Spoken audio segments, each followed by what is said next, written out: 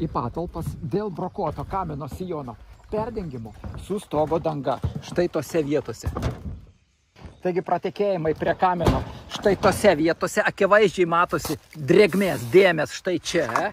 Toje pusėje taip pat drėgmės dėmės sukildavo iki kamino sijono viršaus ir krisdavo ant difuzinės plėvelės. Taip pat pratekėjimai pro visas skyles nuo varžtų štai čia visur dėmės matosi. Čia netgi papuvusi mediena štai kaip nesandariai susuktų ir neteisingose vietose varžtų atsiranda puviniai. Taip pat ir čia, pro šito sijono apatinio kampus, štai kaip viskas pajodavę, papelyje ir pradėję pūti. Toje pusėje tas pats, čia vaskylis juoda ir čia akivaizdžiai matosi buvęs pratekėjimas. Viskas juoda, pajodavę. Kaip ir čia matosi vandens nutekėjimo žymės. Štai čia vanduo bėgdavo. Ta vieta, po to patekdavo vanduo prie išilginio grebėsto, lyzdavo po juo ir pūdydavo jį. Štai koks pajodavęs suskilinėjęs. Toje pusėje tokia pat situacija. Štai akivaizdžios vandens žymės. Štai kaip ir čia, taip ir čia, taip ir čia. Štai po grebėstais matosi griovelis vandens prabėgimo. Esant mažiems stogo nuolydžiams, jungtis darau be įkirpimo. Lankstiniai sulenkti į voką, sandarus kaip baseinas. Kamino sijono lankstiniai paruošti, stogo danga ir kamino sijonas sumontuoti perdengimo principu. Ir tam, kad užsandarinti difuzinę plėvelę toje vietoje priešais kaminą, teks išmontuoti stogo dangą aplink kaminą ir virš kamino. Tam, kad sumontuoti kondensato lataką, teks išpjausti grebėsto dalį, štai čia išpjoviau, dabar čia išpjausiu ir sumontuosiu po difuzinę plėvelę štai toje vietoje.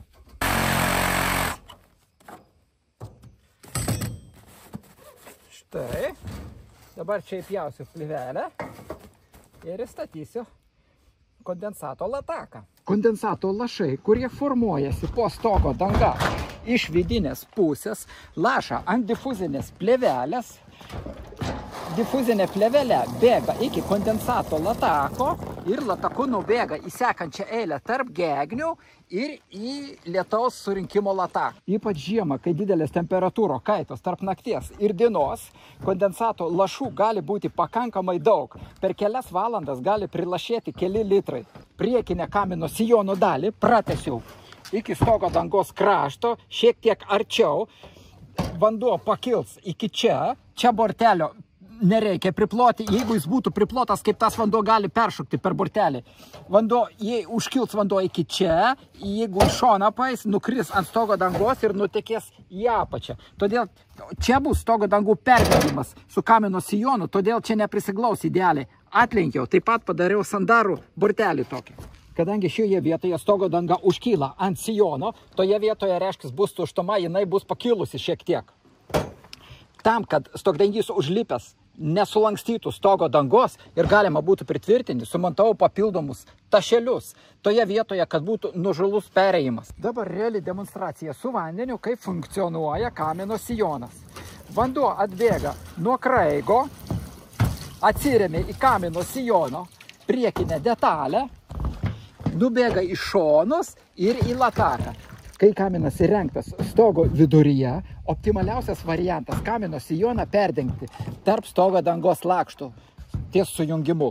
Kamino remontas baigtas, kamino sijono priekinė detalė perdengta su stogo danga sujungime, siūlės sujungtos stačių viengubų falcų.